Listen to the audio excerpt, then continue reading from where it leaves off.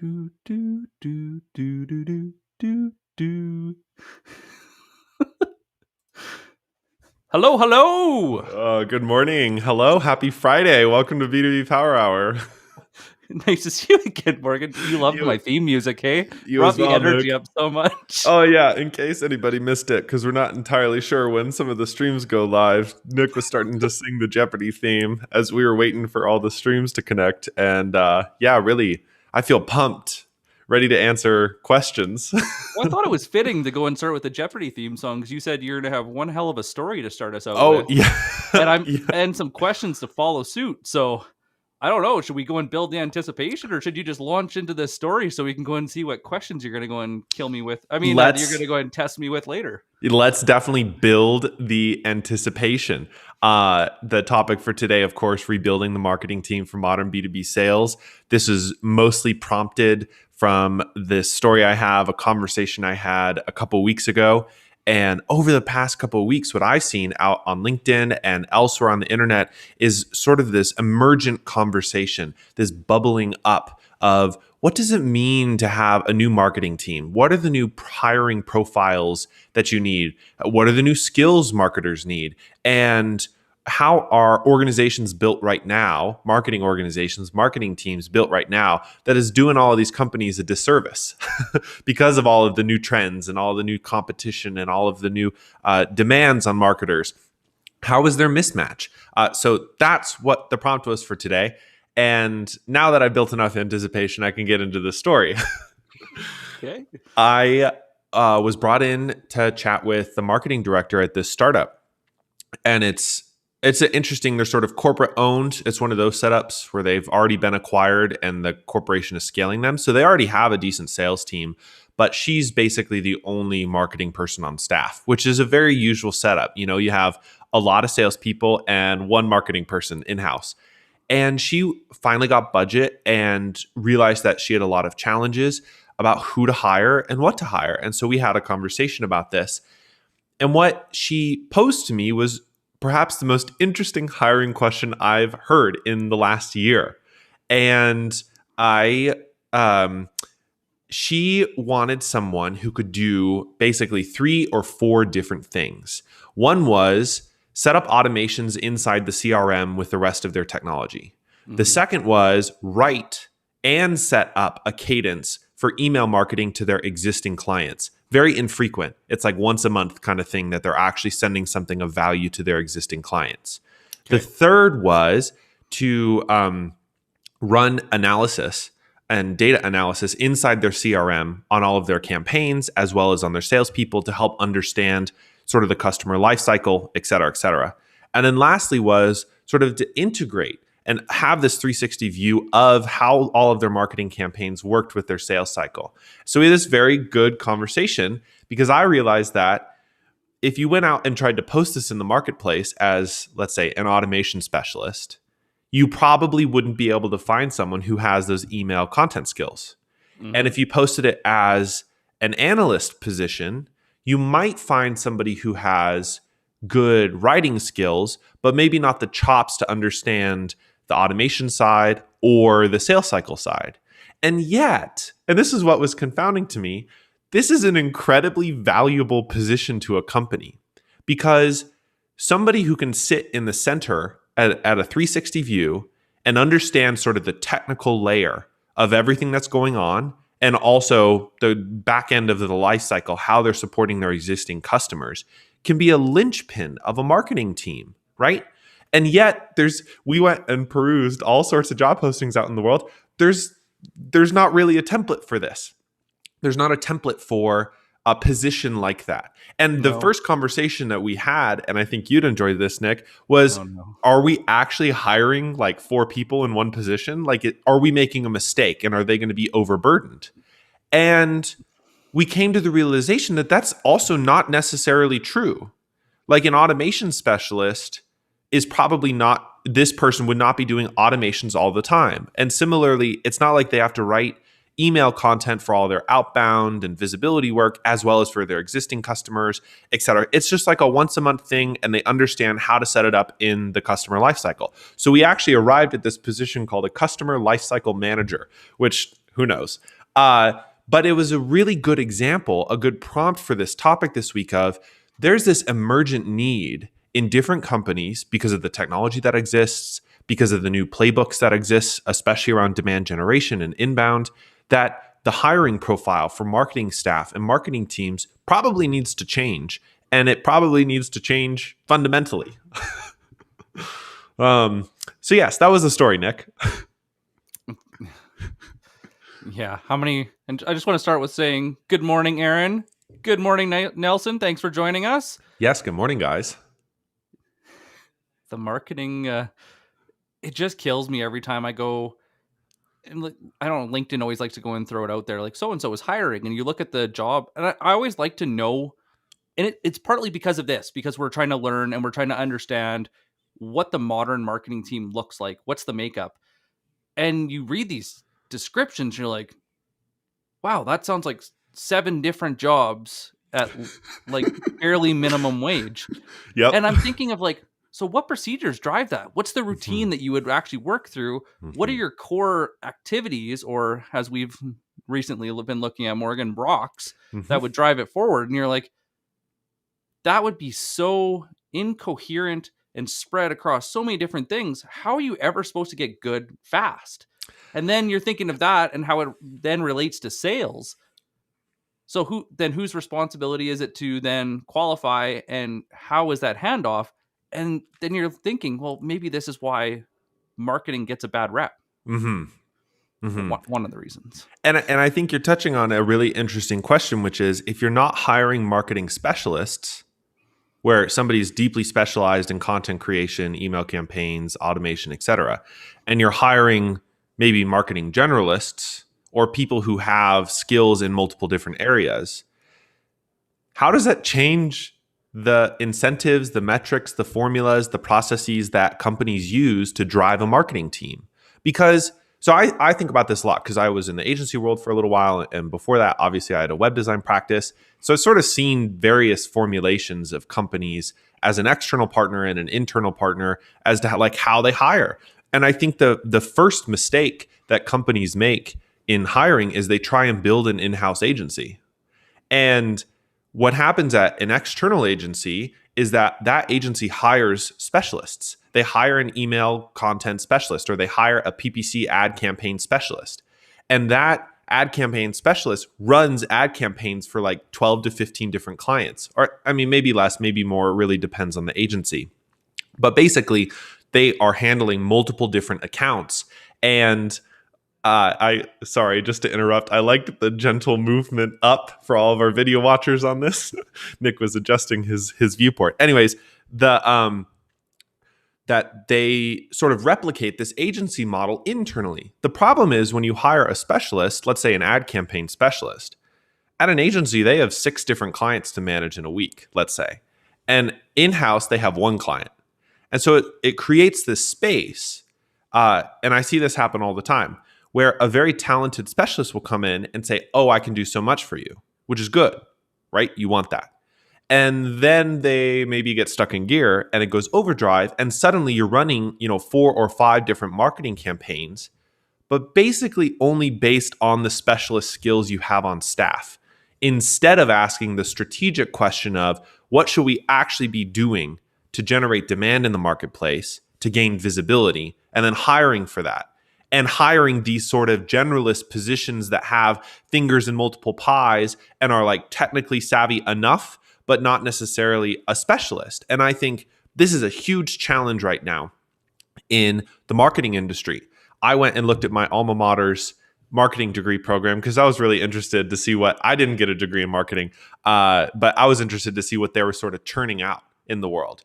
And they're basically churning out people who are technically adept at running corporate marketing campaigns, which is fine. You're getting a college degree, whatever. But the focus of the coursework is really on tactical tools. How do you run Facebook ads? And how do you do marketing planning? All of this sort of like organizational questions. And very little emphasis on these fundamental skills that I believe, and I know you believe too, Nick, marketers should have. Like, how do you see clearly? How do you do customer interviews? How do you understand the market? Certainly, empathy is sort of this umbrella of an umbrella term for a bunch of different skills, but basically the ability to relate to others, to see their worldview, and then being able to match or interrupt that worldview in a marketing campaign. There's like one class on like consumer behavior, and I'm sure it's like corporate case studies, but that's not being taught. And so we have this. Now let's get really big here. I can't say meta anymore because of Facebook's rebrand. So let's get really big here and think there's this big pipeline in the industry from college graduates who have marketing degrees all the way to experienced folks. And basically the pipeline is you become specialized when you first graduate. So you become really good at, running social media or whatever. And then over time, because you get promoted, you get maybe a little more generalized and a little bit more strategic. And so you go from, an ad designer to a creative director over the course of your career. But that's the agency model. That doesn't serve businesses, right? Your business actually needs generalists.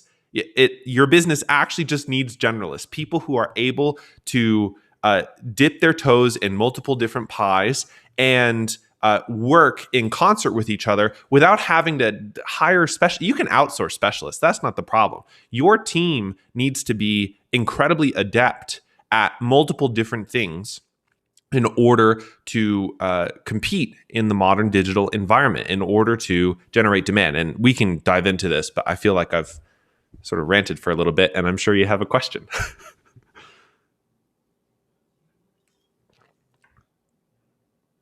Let me fix that, Kurt. Now I have a voice. Best practices rule the world. Mm-hmm. Best practices were created when? Nobody ever asks. And that's the biggest problem that I'm seeing is so many companies are building around best practices instead of looking at what's working for their audience. And this goes back to the reason why a lot of marketing and sales teams are struggling is because they actually don't know their audience and they made way too many assumptions.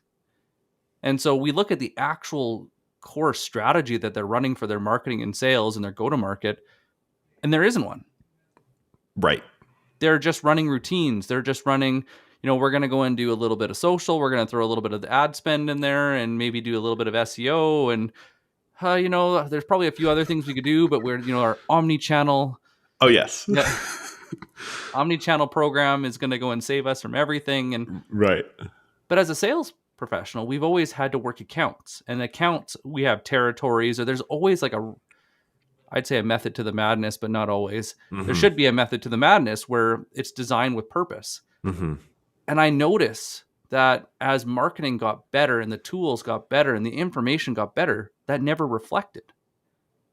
And so too many times when we talk about like where sales and marketing going, it's lost because nobody's actually taking that head on and being the general to go and give guidance. So it doesn't even matter about being a generalist. Like you can still be a specialist if you've identified a key area like content creation that is driving the business forward. So you hire one content creator that's, your go-to. Well, that could be a really good investment if based on what's going on in your business, you've identified that as a main lever that you want to pull for this next quarter, this next year. That's where it makes sense. But we're not going into that depth. We're not asking the right questions that get us to that point. Like if I said, most of the people you're talking to, do you believe in their strategy that they're rolling out? No. At a basic level, no, I don't. And I see it too often. And these are extremely well-equipped sales and marketing teams. They have all the right people, more or less. It's just they don't have the right direction or the right method, as you said. They're following old best practices, Yeah. Yeah. Yeah. When we talk about rebuilding the marketing team, the biggest thing that we're rebuilding is we're setting best practices to the side until they're identified as the best moving forward. Mm-hmm. And so we need to go and see more marketing companies really test their assumptions of what they know about their customer base, how they talk, what motivates them, get really to the core, and then look at how they're making buying decisions. And, if you look at how people buy, you can change the way you sell. And also the way that in which they're consuming information or educating themselves, because a lot of that's being done without being in front of us. And most buyers prefer not to, And in some cases, it's actually a disadvantage to get in front of them too early because now you're playing telephone. Right. And I think hiring fundamentally is a reflection of your business strategy.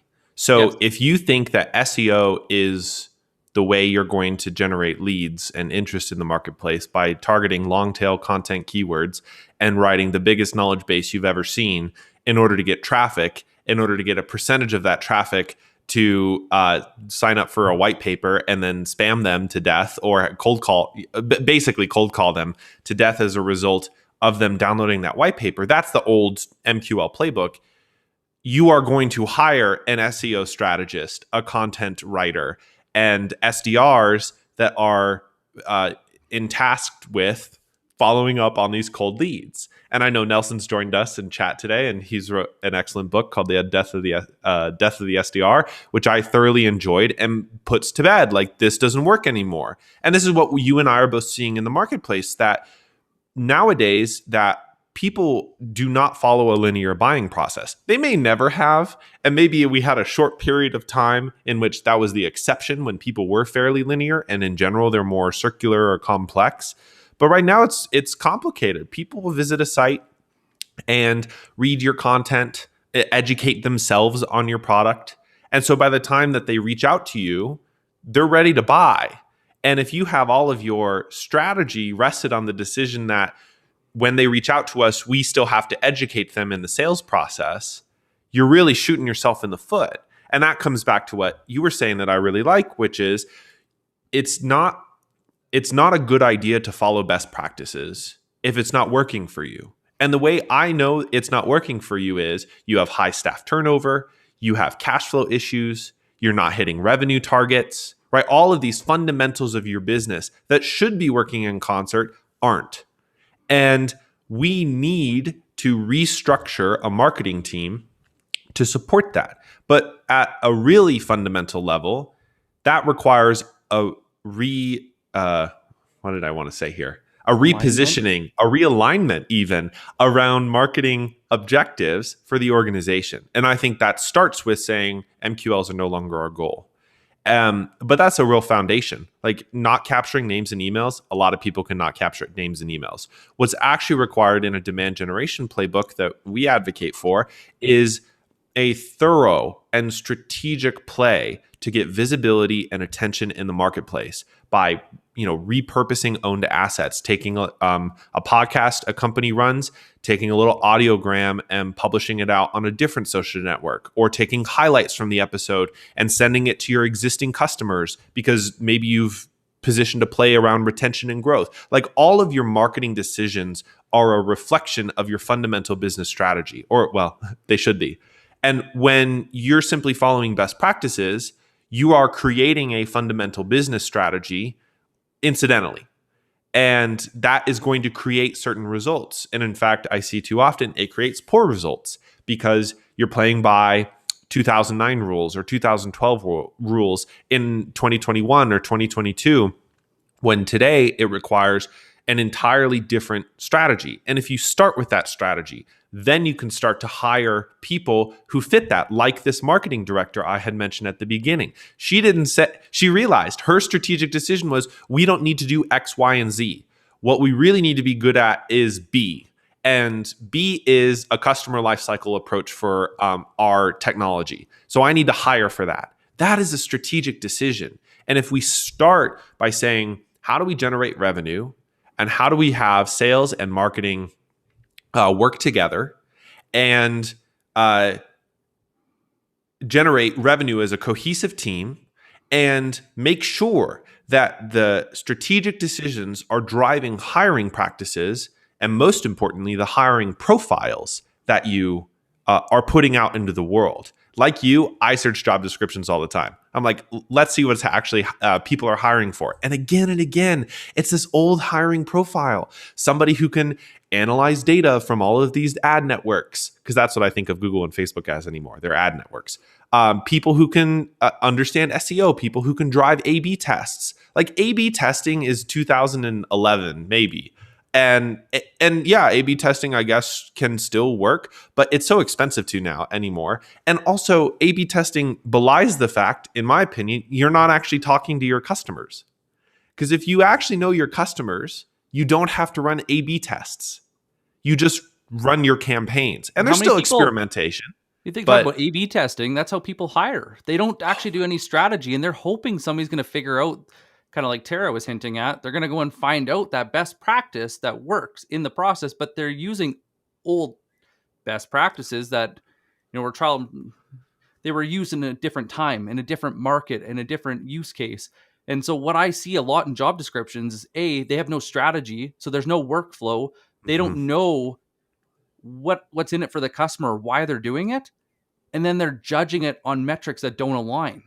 So not Oh, only is there no strategy, but their whole motivation is misaligned. And this we see this a lot in sales, and this is what gives sales a bad reputation is when poor commission structures, comp structures don't align with the company, it gives the salesperson a different initiative. And when they're not paid very well, they also are in survival mode. mhm. So if your marketing is essentially in survival mode, just like a commission salesperson, how is that for the better good of a customer? How are they going to step into their shoes and create, that bifurcation that, oh my God, they wrote this just for me. They get me. They're going to be all over the place because all they want is visibility. All they want is to go and get more engagement. They don't look by who. They're not cherry picking those leads. They're not looking who's ready to talk or who's approachable or doing all these different things. And so we're just defaulting to vanity metrics. And that could be how many calls a day you're making, how many emails you're doing. Don't get me wrong. They're all useful tactics. But if Mhm. your best practices falls on arbitrary numbers, you didn't actually have a strategy that it aligns with to make it make sense. Kind of like what we were talking with the LinkedIn strategy. And so we need to tear companies down, throw away Mhm. all of those metrics and all of the things like the assumed pieces and Mhm. really question, how does this drive the business forward? How is this the growth engine in which your business grows on? So not only are you getting the right customers that are profitable and you are uniquely qualified to help, but also doing that sustainably in the future. Right. I think it's a huge assumption that optimizing for, or it's a good example of an assumption, even though it's sort of been revealed. It was a huge assumption that optimizing for MQLs led to a better sales process, right? That getting names and emails means, and then it creates this cadence inside the organization that sales needs to hit X number of calls or emails a day to these unqualified MQLs in order to qualify them into what, well, it could be an They SQL, used an to SQO, work. or whatever. And right, that's it's so funny in this Five current environment. That five like, to 10 years ago, they worked because that's how uh-huh. people were researching. As they got to a certain Yes. point, companies put up gates Mm-hmm. in which the salesperson was there to go and fill in the gap. Originally, we didn't have this luxury of information through the internet. And it was either you read it through print, Mm-hmm. whether it was a newspaper or however you were getting, or a library, or the salesperson was knocking at your door, or somebody referred them when you were at the barber shop or or a pub. Mm-hmm. Like that was how the information was passed. That is not how it is now. But yet I watch a lot of companies that are setting up their entire infrastructure around how we used to communicate 20, 30 years ago. And now we're moving into like digital channels. Mm-hmm. And a lot of this can't be tracked or even the way that we want to behave with each other because of past interactions and COVID. Let's face it, COVID did change everything going forward. People want to take their time. They want to go and feel comfortable making a decision, and they want to go and seek out credible sources, which is both from referrals and from just networking. But where do you see this happening? Where Yeah. is this? Do you see this in job descriptions? No. Mm-hmm. Do you see any job descriptions that you feel like they've actually went and related to a strategy? No, but that's on sales and marketing. Mm-hmm. And so it makes this growing disconnect between the sales and marketing departments, which is then doing a disservice because they're not following up with leads fast enough because they don't realize the importance. They're also not starting that conversation in a way that's meaningful. You know, if you have somebody that's super high intent, super excited to talk to you, and then you throw them to an SDR to go and qualify them, you lost the sale because you Yep. missed the point. Yep. It's like all the relationship metrics. If I, like when we talk about connecting on LinkedIn, if I say thank you for connecting and you don't say anything back to me, you're probably not open to talking to me. Yeah. That's okay. Mm-hmm. But what would a sales organization tell you to do? Keep on pressuring them. Keep on talking to them. Because they don't know that customer and they've never considered how to do this in a way that's natural and makes sense. Mm-hmm. So, and I do think you're also touching upon how marketing enables a lot of that behavior as well, which is marketers aren't actually that good at marketing. and I don't mean that as like a blanket statement or something wrong with the industry, but a lot of marketing is really digital sales, right? So a good chunk of the way marketing actually plays out is a digital sales playbook. You're automating a lot of it from the marketing angle, from the standard marketing team, and then you're letting sales pick up some of the other stuff. And then there's like this small slice, like 20%, 10% or so, that is actual, in my view, actually really good marketing. And that is, well, there's so many terms now for it. I learned it as brand marketing. And like direct marketing, of course, is marketing, but in the modern digital environment, direct marketing is really just digital sales. And brand marketing is the inherently immeasurable. It's the dark funnel. It's the dark social. It is the stuff you're actually putting out into the world to change people's minds about your brand, to raise visibility of your brand, to get people to know about it, to get people excited about it, to inform, engage, excite, inspire. You can pull the whole word cloud. Just search LinkedIn and you'll be able to find out all of the terms that people use to describe this kind of marketing. And when marketers don't do that well, when marketers aren't creating visibility in the marketplace for the brand from like a demand generation playbook, that's another term for this sort of idea. I know we need to have like a whole little notepad of a glossary index for the episode. A demand generation playbook is literally generating demand out in the world. And the way you do that is through excellent marketing. It's literally creating visibility for your company. It is generating demand with the customers that you want to buy from you. Point. That is the part that's missed. Yes. The customers that you want based on your research and development that led you to this point. So even when it's not just a shotgun, right? You're not just like, oh, let's see who this attracts kind of thing. Like, are you talking to ops? Are you talking to finance? Mm-hmm. Like, how is this coming to be? Question for you. Yes. Should salespeople be required to do more marketing? Ooh, very interesting. And who would they report to for it? What do you mean by marketing in this sense? So to me, anything where you're delaying that transaction and not delaying it on purpose, but it's relationship focus, I would deem more marketing than sales because you're focusing more on education and you're slowing down the process. So let's say content creation. So for me, technically I'm a sales professional, but I create all the marketing through this content with you, like what we do. So does that make me sales gone marketing, or is it just marketing gone wild? I see, and this is marketing gone wild. Oh, geez. This is why I feel like that distinction just isn't that useful anymore. Like there's yes, sales and marketing are distinct functions, but in our modern world, the lines are blurred heavily between what we could call marketing and what we could call sales. I think there is an aspect to marketing around demand generation, or basically around brand marketing, which I would say is, almost exclusively marketing. And then I think there's some stuff around sales that is exclusively sales, especially the account executive role and a lot of like the closing, the navigating, the customer success sort of function.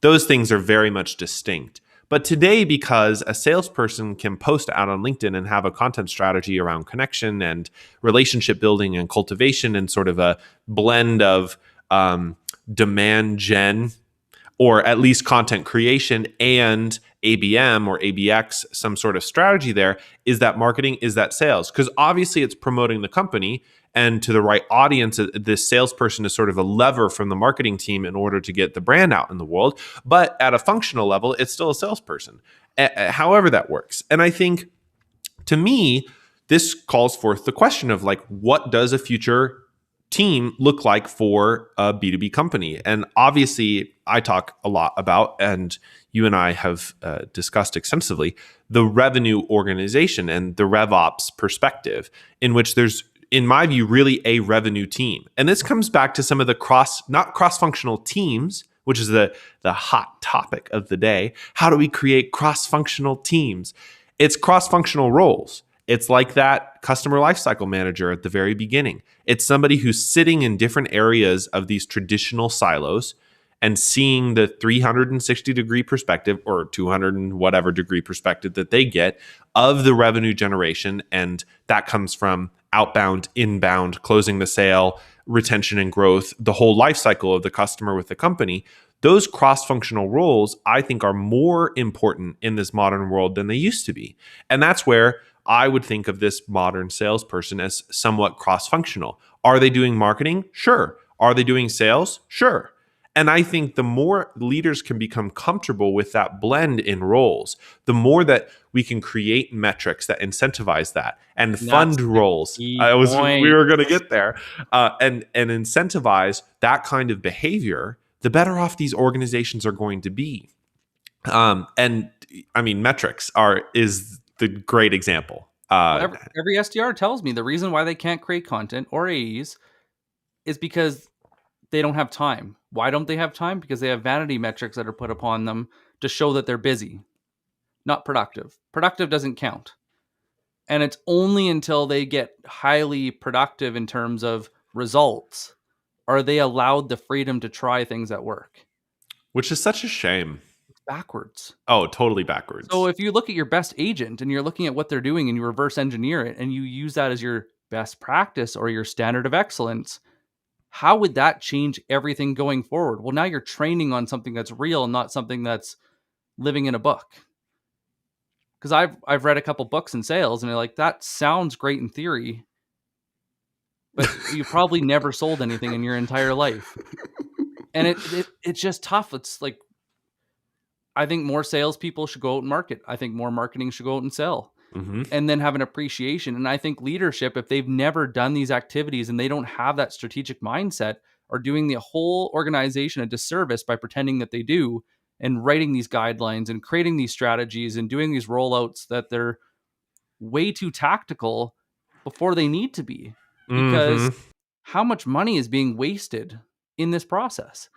And so we really just have to tear it down to the ground and stop.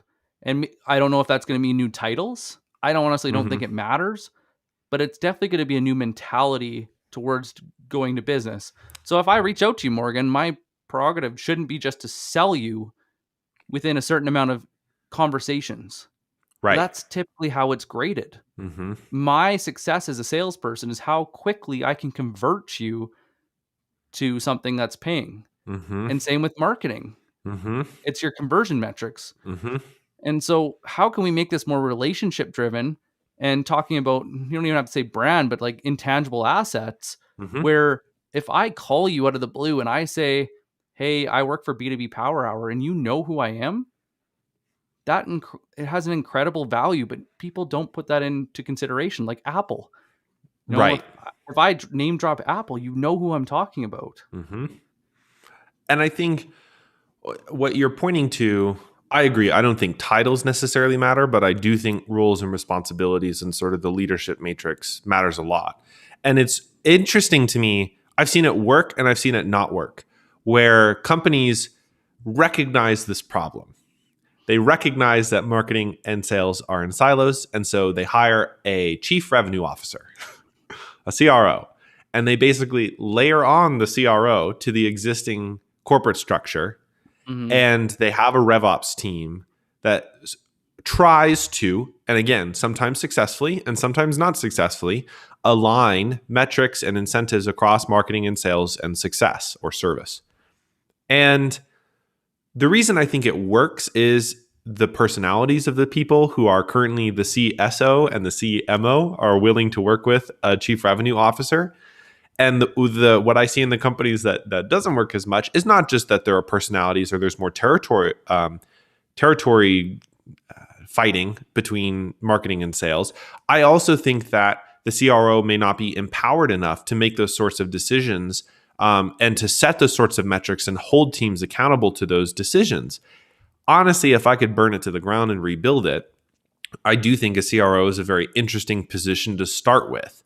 And the problem that I see it out in the marketplace in looking at books and white papers sort of preparing for today's conversation is a lot of the existing solutions is a layered on approach. Basically, it's saying we have a 3-tiered cake, so we're going to add a 4th tier. And then we're going to re-ice it. Okay, we're going to shave off the top layer of icing on that first layer.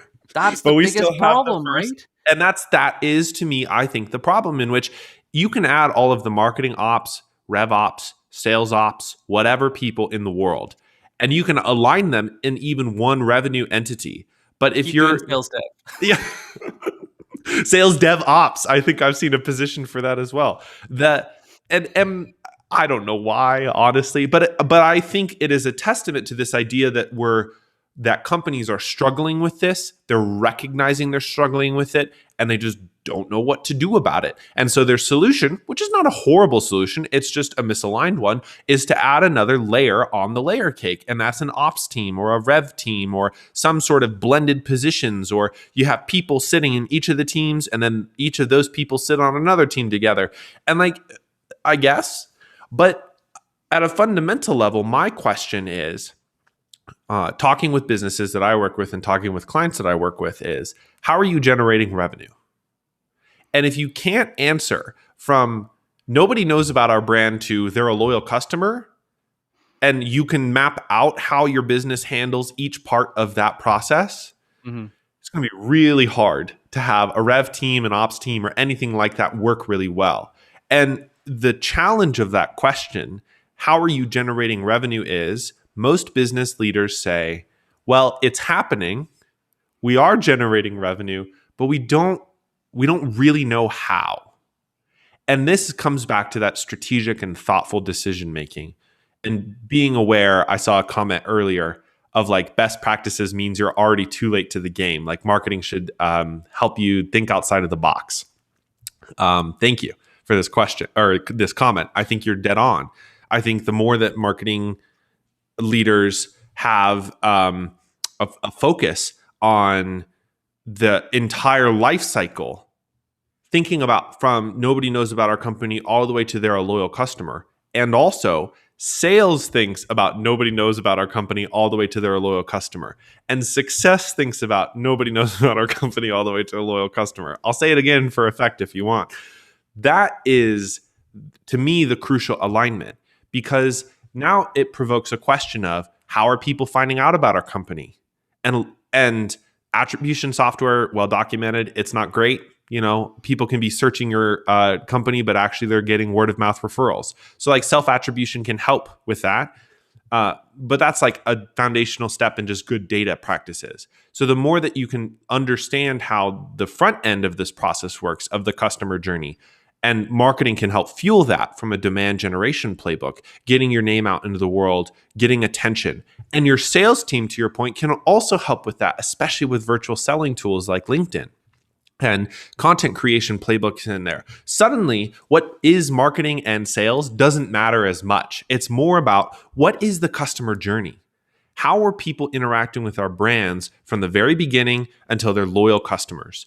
And the more that leadership emphasizes aligned metrics across those teams, in which now marketing is not aligned necessarily on just handing off to sales, but marketing is supporting sales, saying, what do you need in your parts of the life cycle? Because it's not sequential either. There might be some stuff in the middle about retention and growth that both marketing and sales handle. I know this happens all the time. Marketing sends stuff to existing customers, and account executives follow up with existing clients. There's all of this blend together. So the more that you have this, let's call it a customer journey map, as a foundational strategy document and you understand each step of the process and how everybody's working together, now you can set up metrics. The layer that you can add across that foundational layer is all of the tactics and the strategies that work today in our competitive landscape that didn't work 10 years ago, or maybe they did work 10 years ago, and the stuff 10 years ago that we're still using today no longer works. And now you get to have the assessment of saying, okay, how do we create awareness out in the marketplace? Because it used to be we would do these 3 things.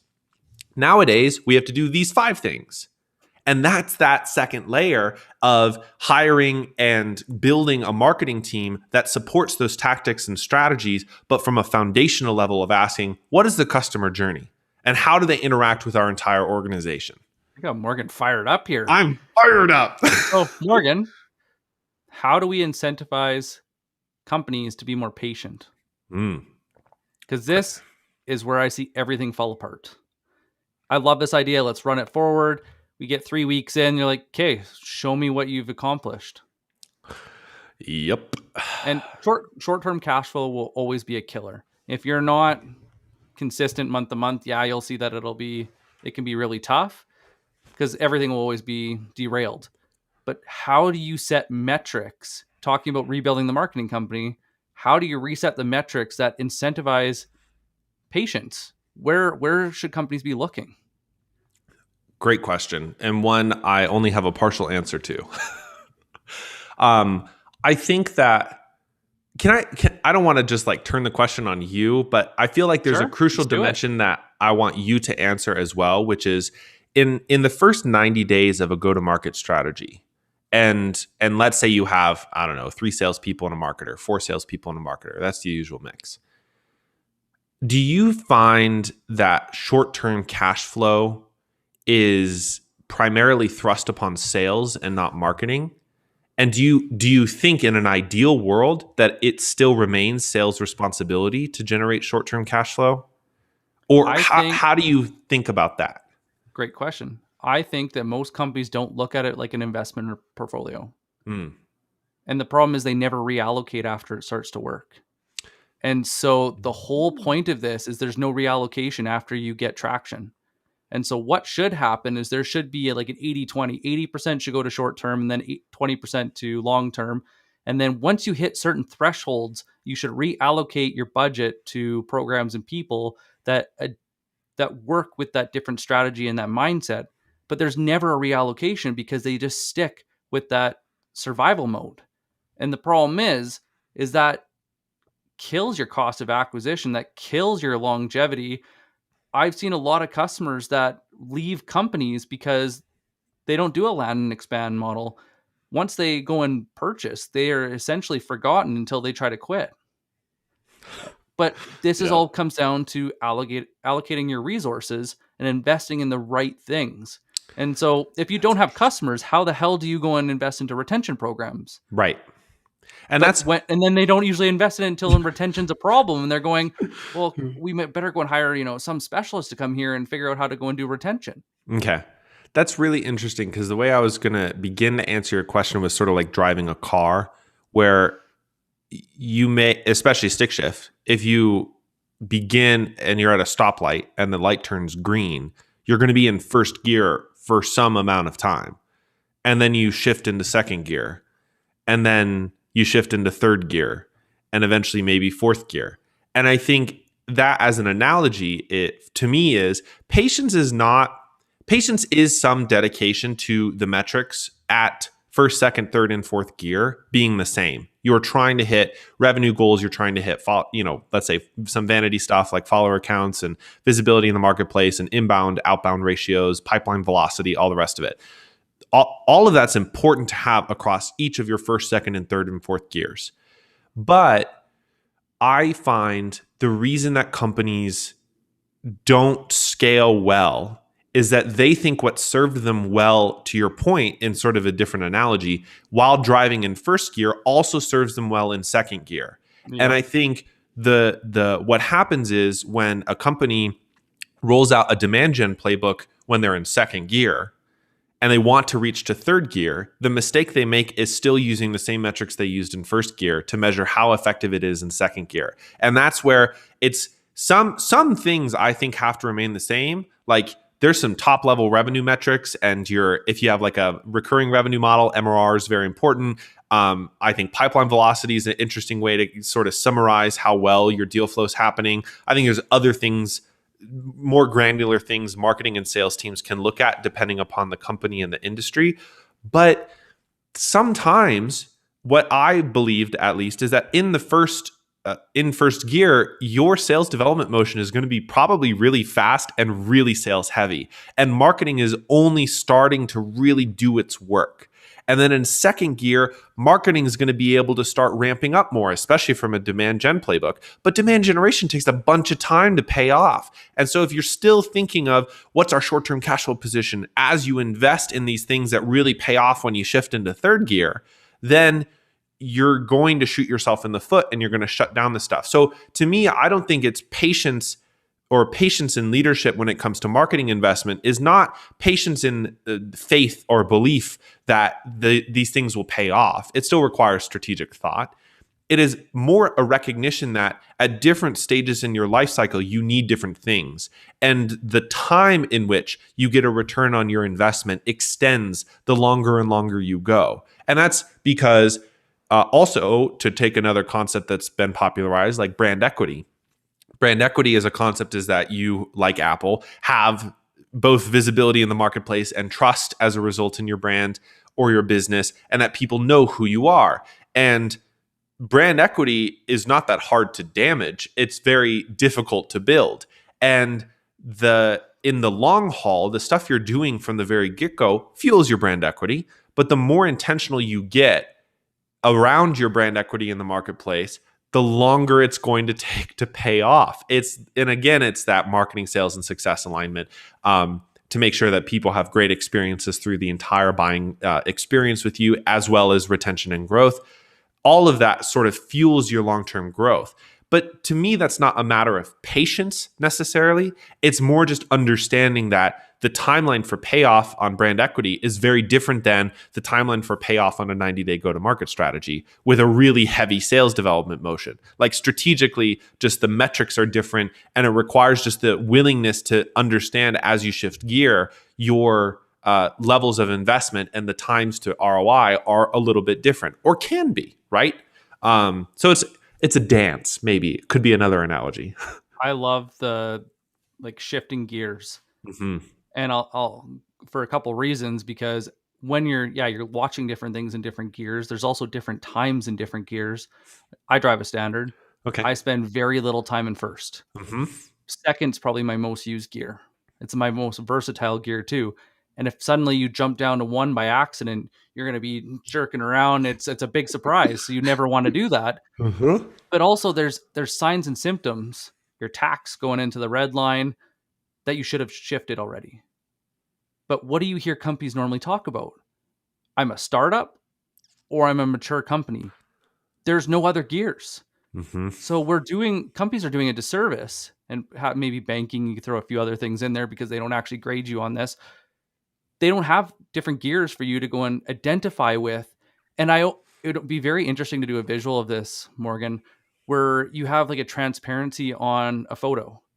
And at the different stages, it becomes less and less transparent until it's crystal clear because you know your customer. Right. And there might be more than one. But the problem is we never look at what do we actually know. So they can't shift gears into marketing because the knowledge from sales isn't being shared. Mm-hmm. And it's always an assumed knowledge base versus that A/B testing, which comes from communication, becomes from me talking to you, Morgan, and saying, yeah, that strategy we had about this is what they wanted. They didn't buy it. They hated it, but they were actually really interested in this. And this is the words that they use. And now we have Zoom recordings. We can go and pull out transcripts. We have Gong. We have all these different tools. Mm-hmm. We need to go and have those ability to go and take that so that we can navigate those gears with ease. But we also have to have metrics set up to know when we hit those milestones to reallocate the spending and gear up into the next stage. And maybe that's what we just need to see more in the market. So I love that. You definitely need to quote that and throw that out somewhere. I will use that analogy again. I also think, to your point though, there's as that picture gets more transparent, or as you shift into higher gear, or however this analogy plays out, as you rebalance your investment portfolio, your hiring decisions also change. Yes. And this is, to me, it's really interesting. In the early 90-day sales development motion, go to market, etc. This is probably going to get me in hot water. Uh-oh. Generating MQLs is not the worst decision of your life. Is it great? No, right? But at an early level, and maybe sales even can handle all of the MQL generation. Like, this is where even a marketer doesn't have to be involved in this.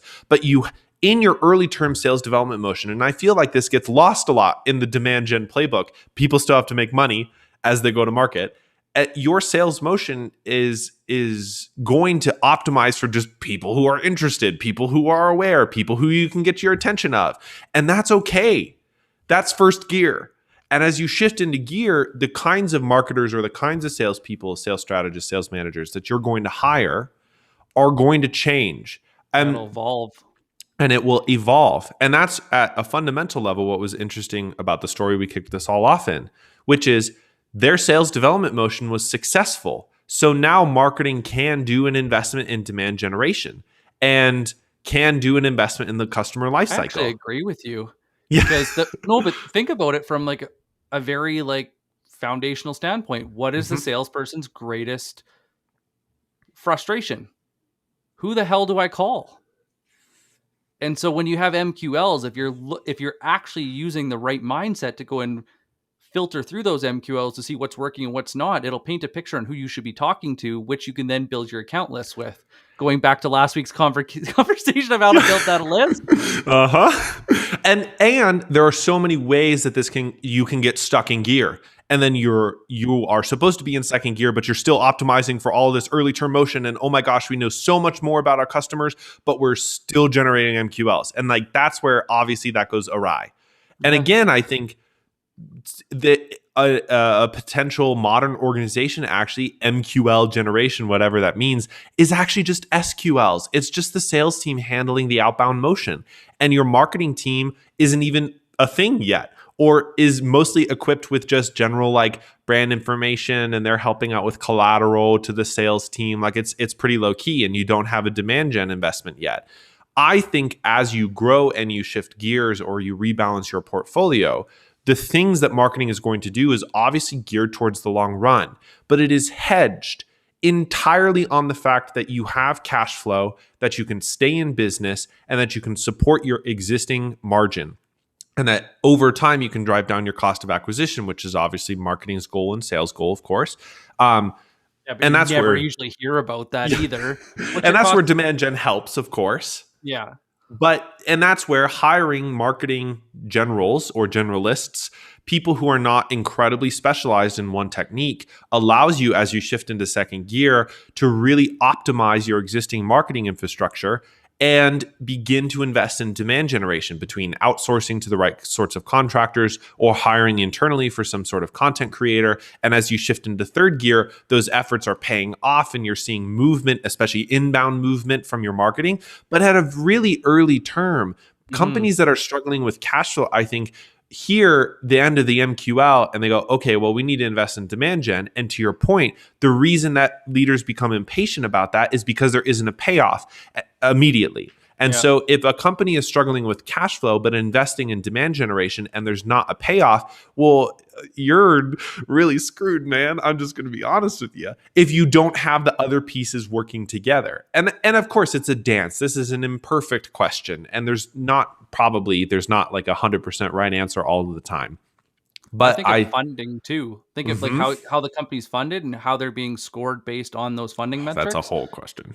But I was thinking of your analogy of shifting gears. What happens is you get funded and then somebody slams you down a gear and you're still revving at the same speed and you're, going, holy crap, because nobody gave you warning that now they were judging you based on second gear or first gear where you were cruising perfectly in third. Yeah. Anticipating to actually go up to fourth. And so you got to be very careful too, as you're expanding your programs and you're seeking external funding, that you have really good metrics that show progress other than the conventional benchmarks, because those benchmarks may shift you back into a gear that is no longer relevant at your stage of business. Right. And I genuinely think that it's not like this isn't a silver bullet either. But like in the early term, you're doing whatever you need to generate cash. If you're a startup, you're less than 10 employees, whatever, you are literally just either trying to get funding or revenue. You're in survival mode. And that's first gear. And whatever you're doing there to get customers and understand them. It's guerrilla warfare, ladies and gentlemen. Like, just sure. Make it happen. Whatever. But as you grow and you're shifting through different gears, the metrics that you should be using should change, of course. But that's a testament to the fact that you have revenue or profit, really, that allow you to invest in those long-term things. And that's where, if you're a larger company, you have more than 50 people, you have consistent MRR or whatever else, then you should be investing in demand gen like 2 years ago. Like that's a no-brainer. But if you're smaller and you're still growing and you're still going through the life cycles and you're like still trying to figure out some stuff, in my view, it's okay. Like, the sales development motion is a sales development motion. You just need to generate revenue. And like a stock and bonds portfolio for somebody young, a young company could still invest 20% in a marketing effort that has long-term payoffs if they're able to. I think that's very wise. But you need to be able to hire people who are not just specialized in, I run a bunch of emails and email automation and email content creation in order to make that happen. Like there's a more strategic approach to hiring and building and incentivizing the marketing team to hit these targets together across the revenue organization.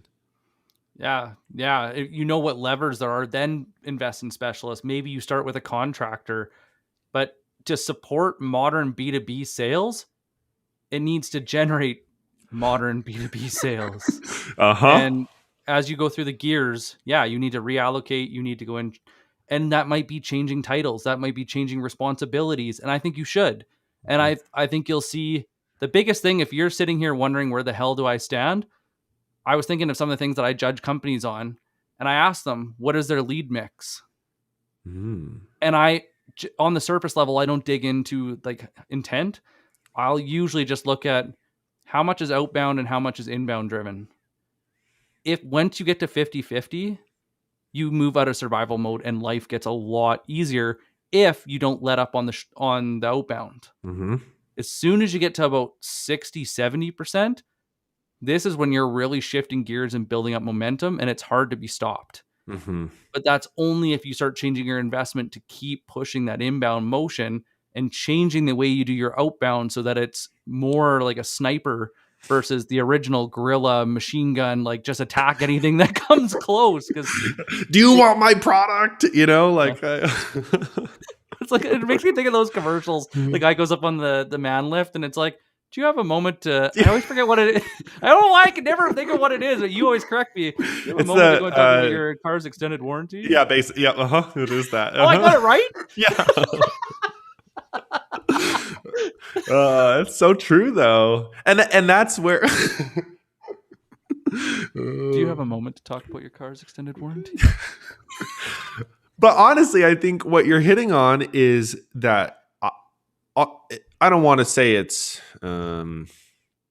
laziness, but I think that leaders, once they have a comfortable revenue engine, are like, oh yeah, whatever.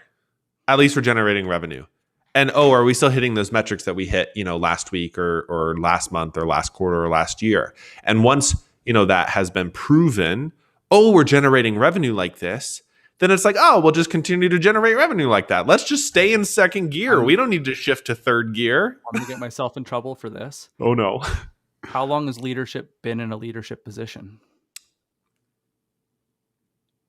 And if you guys want to throw in the comments how you feel about this, please do. I would more than happy to take a meeting to dive into this. But so if your best practices when you were a top performer 10, 15, 20 years ago, and all you know is that, how hard is it for you to see anything else? Yeah, it's that bias of, this worked when I definitely have learned. I'm a culprit of this. I'm a culprit of this as well. Yeah. This is how it worked in 2010. Doesn't it still work this way? And no, it doesn't. Okay. But think of the bias that we build as we move up into leadership, and as we're experiencing different stages, we're just gonna reflect on what we know. Mm-hmm. And so, actually, what I'm learning as we go, because there's no concrete communication channels, I think that leadership stops learning to a certain degree, and mid management is probably the buffer that is probably the most educated of everyone, because they're kind of stuck in between the middle and they're seeing what's working and what's not. Mm-hmm. But that's where it stops. And then leadership's focus on the future value, but the future value isn't tying to the day to day. Yeah.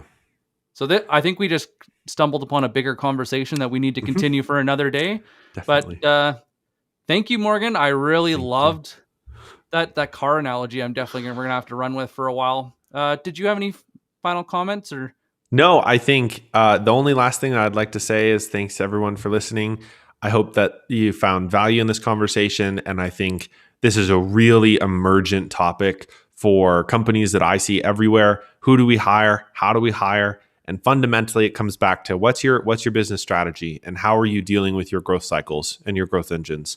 And I'm excited to continue to talk about this in the future, Nick. Thank you. Yeah, me too. Thank you, everyone. Make sure if you're not already, you follow us. And please, if you have any questions or comments that'll help us get better, we would love to hear them. Thank you so Definitely. much. Enjoy the rest of your Friday. Bye.